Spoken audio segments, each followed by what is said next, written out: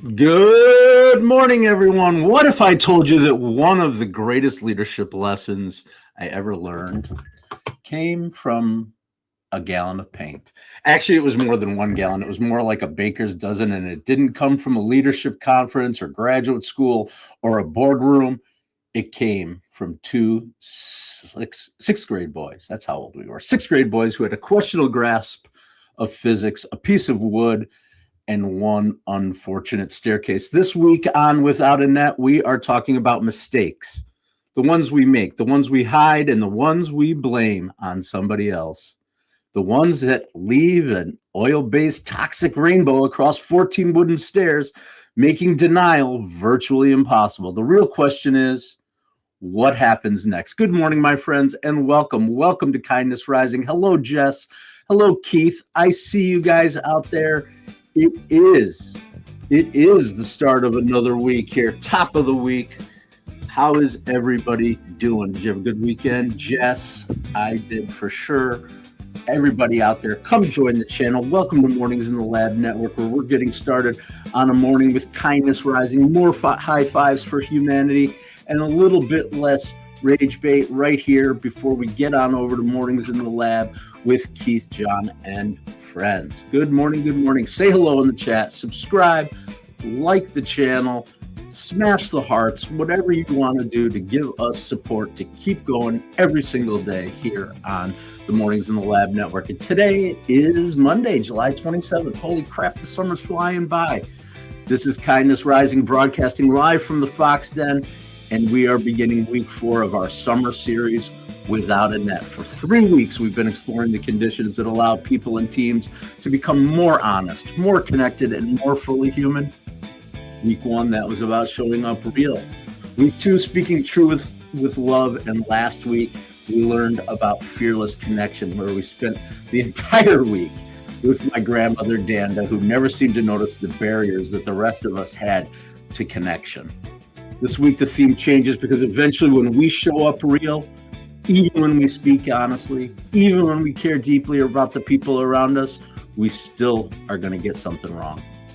We're going to misjudge a moment, or drop the ball, or miss a deadline, say the wrong thing, or in my case, drop approximately 13 cans of paint down a wooden staircase. So this week, week 4, is called Own the Mess. Not celebrate your mess or excuse it, not pretend the consequences don't matter. Own it. Learn from it, clean up what you can, and then keep moving, because guess what? The wheel is turning and we can't slow down. So let's begin. All right. What's going out there in the world in Kindness Rising? Come say hello in the chat. Get involved.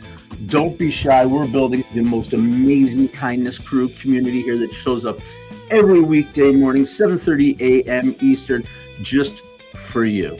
Yep. And here's my theme for the day.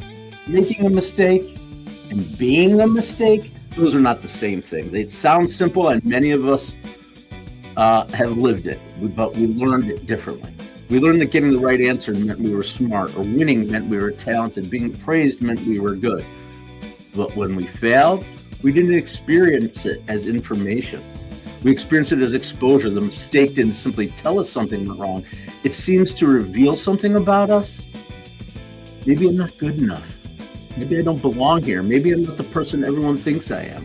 And once a mistake becomes a threat to our identity, we become much more interested in protecting ourselves than learning from what happened. We minimize and explain. We point out that other people were involved. We carefully describe that one stair where that paint can landed, but not all the stairs where it trickled down.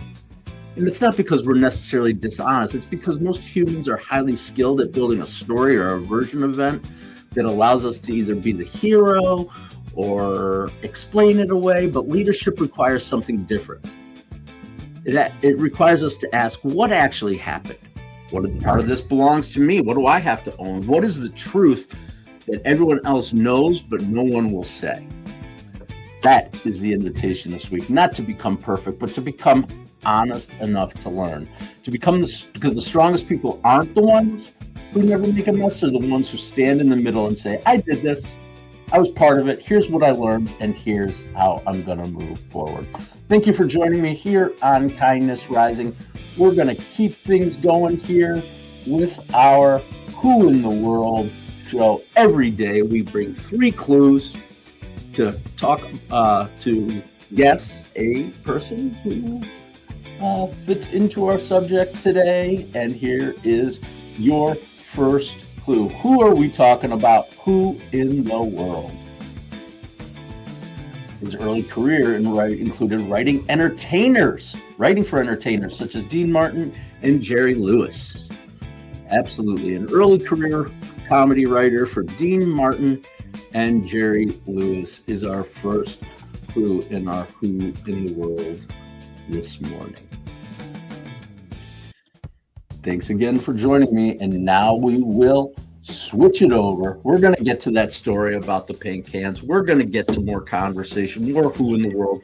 Oh, wait, that happened today that I sort of knew about, but didn't really know. So I did a little research. Let's talk about it. But first, there it is. Those who stick around with us all the time know this theme song. Come say hello in the chat. It is our Kindness Spotlight. Every day we highlight good people doing good work here on Kindness Rising to get us up and going, get us started with a little bit of thinking about other people. And today is no different. Takes us over there to the left coast. I'm over here on the right coast, east coast, west coast. And yeah, some people have said I look like a gang, like I'm joining a gang with this headband on. But that's not the case. But this guy and this organization knows a little thing about gangs.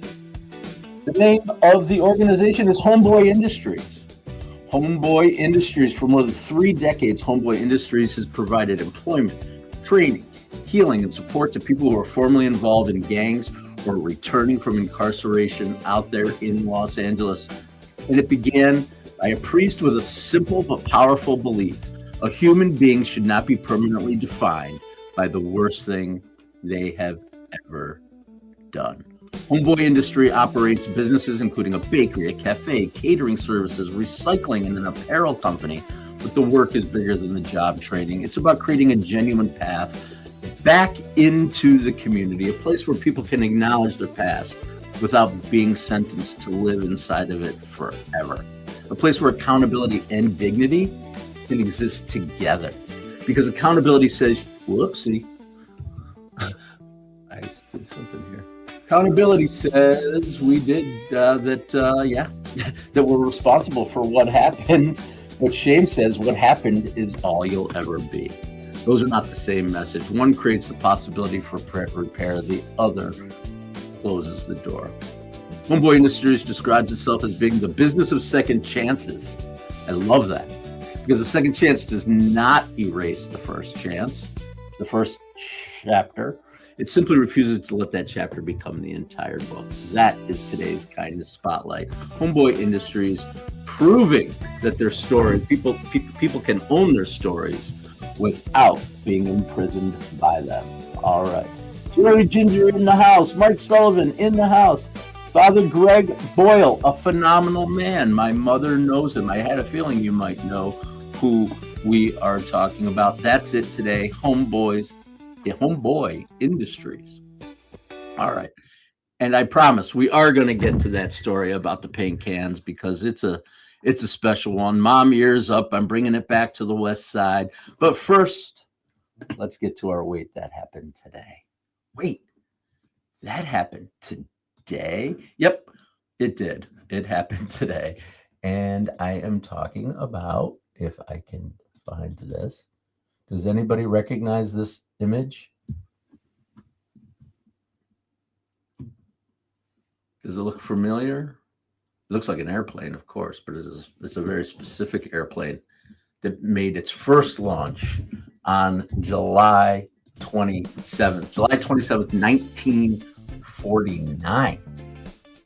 1949, the future of air travel lifted off from an airfield in England. This is the de Havilland Comet, if anybody doesn't recognize it. Nope, it's not the Concorde, it's the de Havilland Comet. It was the world's first jet-powered commercial airliner. Yep. At the time, it looked like a miracle. It could fly faster and higher than any traditional propeller aircraft. A sleek design, large windows, a pressurized cabin. It wasn't simply a new plane. It was the beginning of a new age. But here's what happened. A few years later, the tragedy struck. Several early Comets suffered catastrophic failures in flight. The aircraft that had represented the future had to be grounded. Investigators eventually discovered that repeated cycle of pressurizing and depressurizing the cabin were actually contributing to metal fatigue and structural failure within the plane. In other words, the airplane had a weakness that had not been fully understood when it was designed. It doesn't make this a simple story about somebody making a bad airplane, though. The Comet was doing something the world had never done before. And when we attempt something new, we sometimes encounter problems that no one ever knew how to anticipate. The next part of the story is what matters really for us today. They didn't just clean up the wreckage and move on. They studied the failure. They tested the structure. They learned more about pressurization, stress, and metal fatigue, and the aircraft was designed. The Comet story certainly contains both extraordinary innovation and devastating failure. And today we do not honor the people who were lost. Today we honor the people who are lost, but we don't honor it by hiding their part. We honor them by learning the entire lesson. That's what mature accountability looks like. It doesn't reduce history to this was a triumph or this was a failure. It says this was a breakthrough or this was a flaw. These were the consequences. And this is what the world learned because people were willing to investigate. On July 27th, 1949, the world's first commercial jet airliner took flight, and eventually its failures helped teach the world how to build safer airplanes. That's the Havilland Comet. All right. Let's do clue number 2. How's it going out there? Tilly, Jess, the rest of you out there, Mom, I'm glad you're here with Father Greg Boyle. Yep, you know the name. All right. Let's get to clue number 2, if I can find it. My guess is this is clue number 2. Here it is, clue number 2. Well, remember our first clue. Let's do that. Early career comedy writing for Martin and Lewis. Clue number 2, changed American television by creating shows that brought real-life social issues into the American living room with a comedic spin. This guy changed American television by creating shows that brought real-life social issues into the American living room with a creative spin. You're eating your oatmeal. Great. Oatmeal is good. My mother, here we go, Roseanne, makes granola. Granola, and I heat it up with a little bit of almond milk. She taught me this, and it basically becomes oatmeal, and it's delicious. All right, I don't know why I said that. That's my oatmeal story. Keep going, oatmeal, good stuff. All right, we did our clue. Now it's time for me to get a clue. All right, let's do it. Without further ado, we're going to get to the story. Do you guys know I paint houses too in my spare time? Yep, I paint houses. Not always on purpose. So let's take a little journey with me back to the Binghamton, New York of the early 1980s.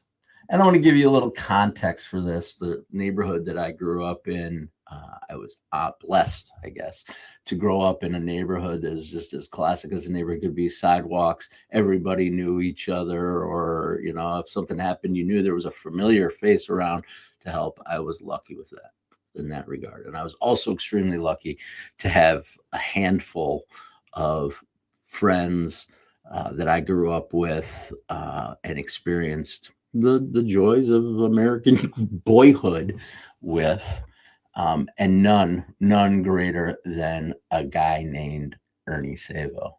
Mom, here comes the Ernie Savo conversation. Last week I talked about my grandmother. This week I'm going to talk about my friend Ernie, at least to start the week. Maybe I'll add other stories, but Ernie and I were first friends. We met when my mothers met in a grocery store, or were talking in a grocery store, and Ernie and I started playing together, crawling under shelves and knocking things over, and that friendship lasted for a long, long time. And so we're going to take a little trip back to the 80s, the west side of Binghamton, but we'll take it even another step further. Let's imagine, if we will, that our destination is a stone castle sitting high atop the Helen Street Hill. That's where the Savos lived. And a little bit more context here is that Italian-American family, the father, Ernie Sr., was an engineer from Purdue University, but he lived in two different worlds. It was amazing to watch. Yes, he's designing airplanes and other things over here, but on the other side at their home, you're talking about homemade wine and jarred tomatoes and just a huge garden and raising rabbits and just the classic kind of Italian gardens and concrete patios. And they had fruit trees in their yard, and every Sunday homemade pasta. Absolutely. And that house became my second home, the kingdom of my childhood friend, Ernie. And we'd been inseparable since we were little.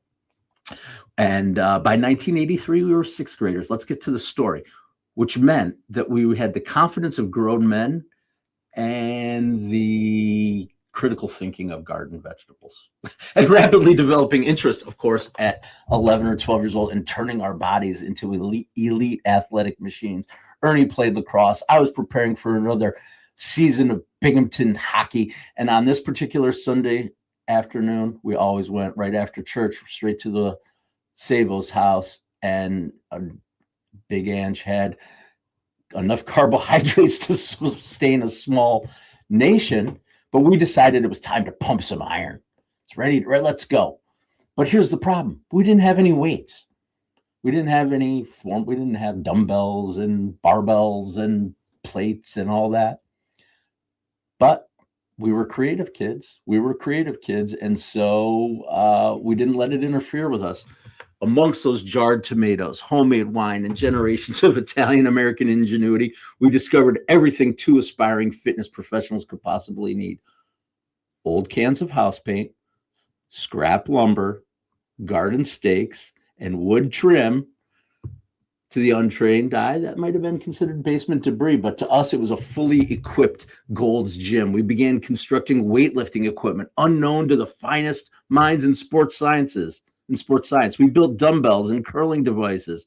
We just built an early version of a Bowflex, except ours was made with leftover wood and carried a little bit of a risk of tetanus. We tested our strength, we admired our work, and eventually we decided it was time to take that story, the entire operation, upstairs. I didn't write this in the story, but I'll tell you right now that Ernie had four sisters.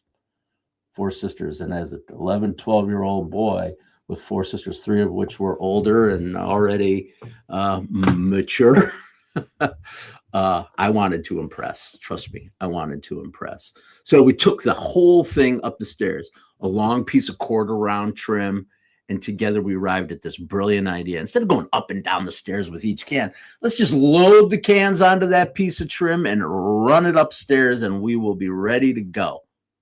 One trip, get it done, like two ancient warriors carrying a pig over a fire spit. Except the pig was 13 disintegrating cans of oil-based paint, and the spit was a decorative piece of wood approximately the strength of a breadstick. We loaded the cans, we took our positions, we lifted, and for one glorious moment it worked. We were strong, efficient, and innovators. We were also about 3 stairs away from discovering the fundamental principles of gravity. As we climbed, the piece of wood began to bend, the pig cans started sliding, the wood quivered, and snap, crash.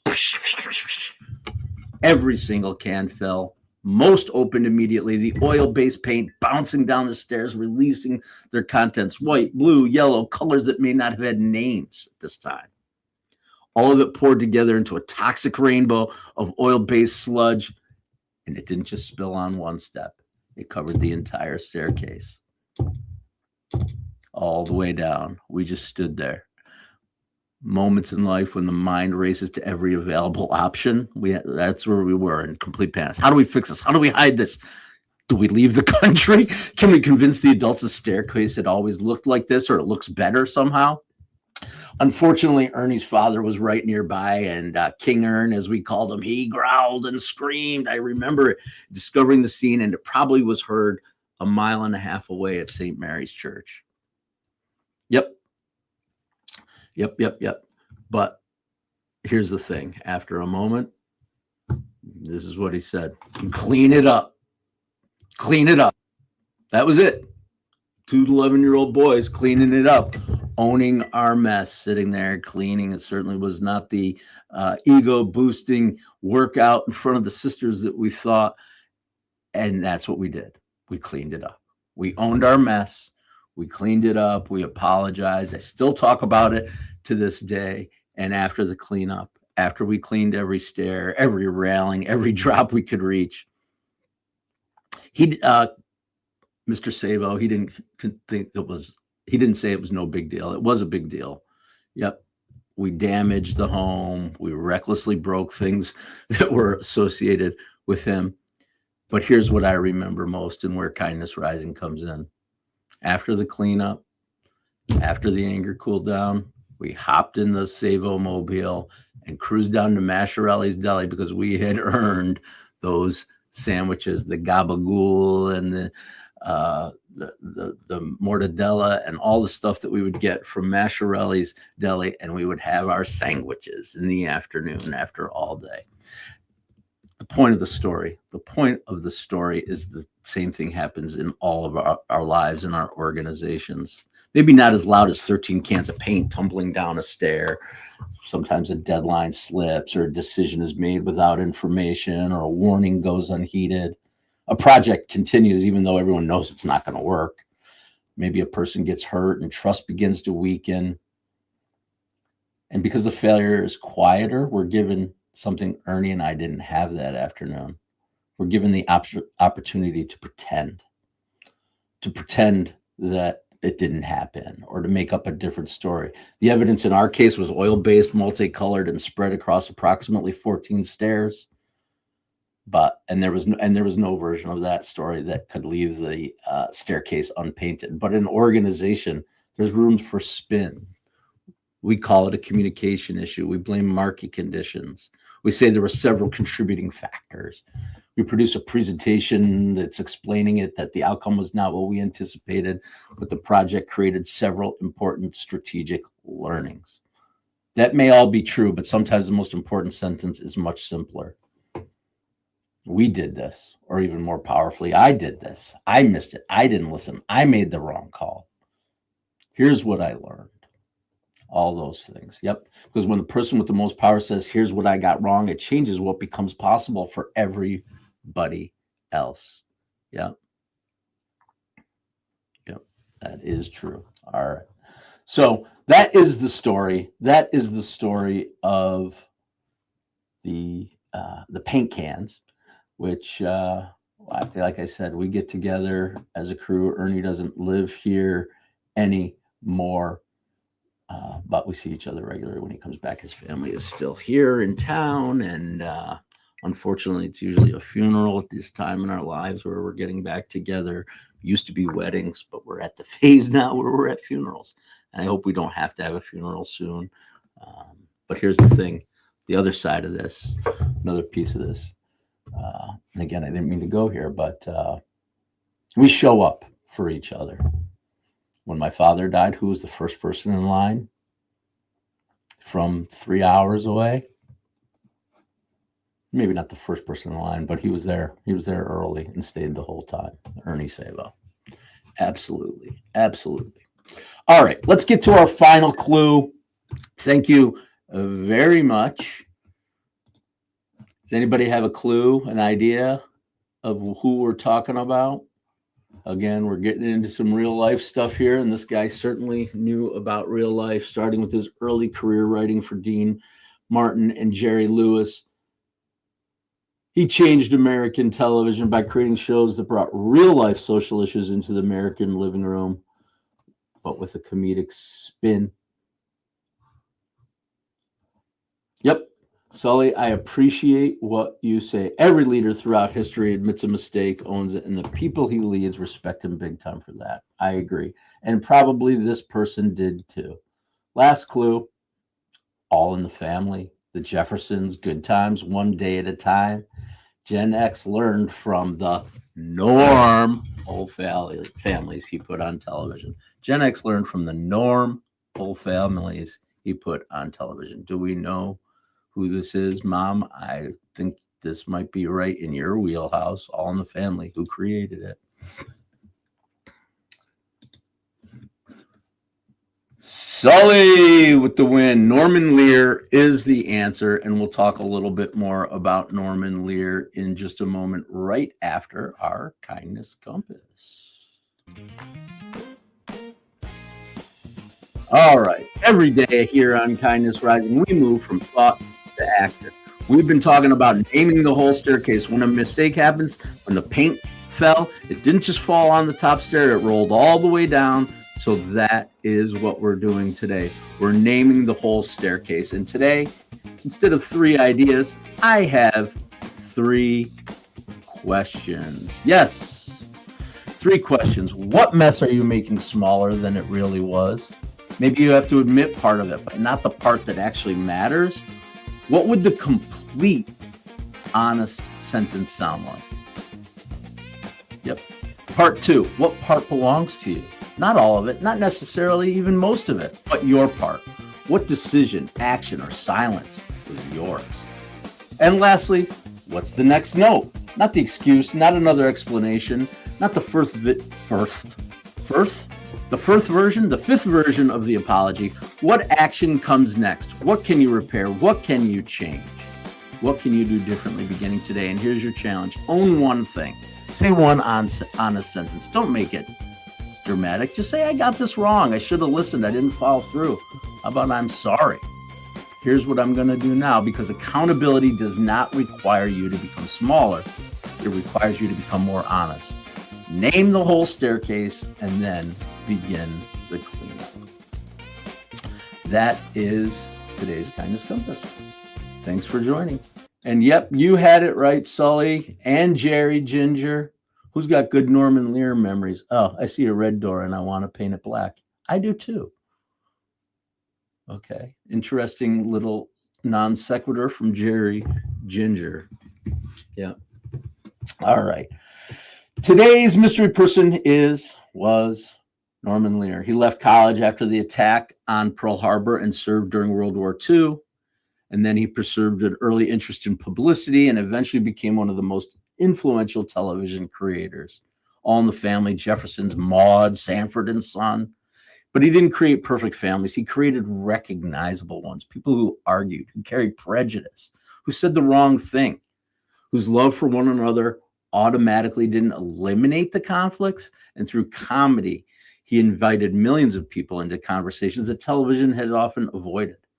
And that makes him the perfect person for beginning our Own Your Mess this week. Norman Lear understood that human beings are complicated. Families are messy. Society is messy. And sometimes laughter creates just enough room for us to see something about ourselves that we might otherwise refuse to face. He was born on this date, July 27th, 1922. And he is today's answer to who in the world? All right. Norman Lear was our answer. Own one mistake and fix it. I love it. Sully, you need to be writing these shows or doing your own show. You got it down, buddy. I love it. All right. Let's wrap it up. It's hard to believe we've blown through a half hour on a Monday morning here together. Thank you so much, Kindness Crew, Jess and Sully and Jerry and Roseanne and everybody else who's out there joining us on the daily. I'm going to bring it back to the Grateful Dead today, and it's the classic, The Wheel. And it sits right at the center of what we're doing the entire week this week. The wheel is turning and you can't slow down.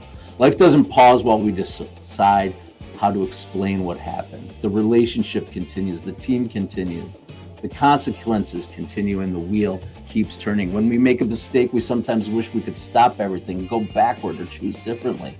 Catch that paint right before it falls. But that's not the way it works. The question isn't how do I return to the moment before the mistake. The question is who will I become in the moment after? And it's true in our families, in our workplaces, and in our society. Absolutely. Where we want to build a culture where mistakes can be named without pretending that they don't matter, where accountability doesn't require humiliation, but a person with the where accountability doesn't require humiliation, where a person with the most power is willing to go first. So today, don't waste the mess. Own it, learn from it, repair what you can, then play the next note because the wheel is turning, the music's still playing, and we are still here. And we'll be back tomorrow morning, 8:30 a.m. Eastern, right here on Kindness Rising. Now get on over to Mornings in the Lab with Keith, John, and friends. I'll see you tomorrow morning at 7:30 a.m. And until then, Jess, Sully, Jerry, if you're still out there, stay uncommon and stay